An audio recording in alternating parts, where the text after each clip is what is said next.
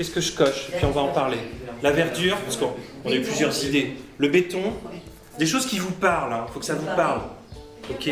Le vieux Paris, ça parle aussi. Ouais. L'objet de cette table ronde, c'est de consulter les franciliens et de comprendre quelles sont les différentes représentations qu'ils peuvent avoir des territoires, à la fois dans ce qui les réunit et à la fois dans ce qui peut les opposer, et comment recréer finalement une forme de vivre ensemble au sein de l'Île-de-France.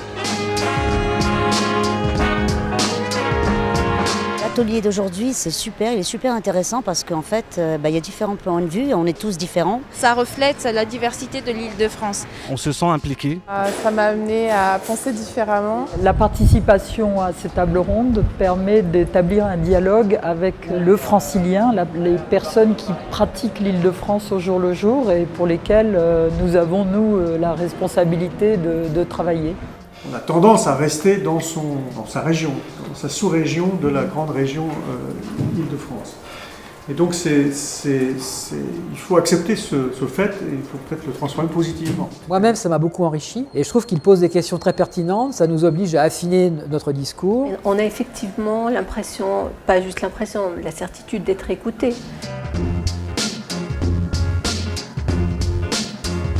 Et on s'aperçoit qu'en fait, on est tous gênés par les mêmes choses, les transports, les villes dortoirs, le béton, le bruit, la concentration de personnes. Qu'est-ce qui sort de cette table ronde? C'est que l'Île-de-France pense à son avenir, ne vit pas sur ses acquis. Et ça, c'est quelque chose de très, très étonnant pour moi.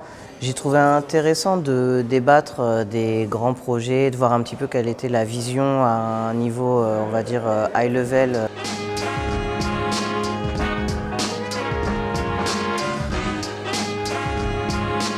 L'Île-de-France, à quoi elle va ressembler dans 30 ans? C'est une vaste question. À mon avis, ça va ressembler à Une grande mégalopole. une des plus grandes capitales au monde.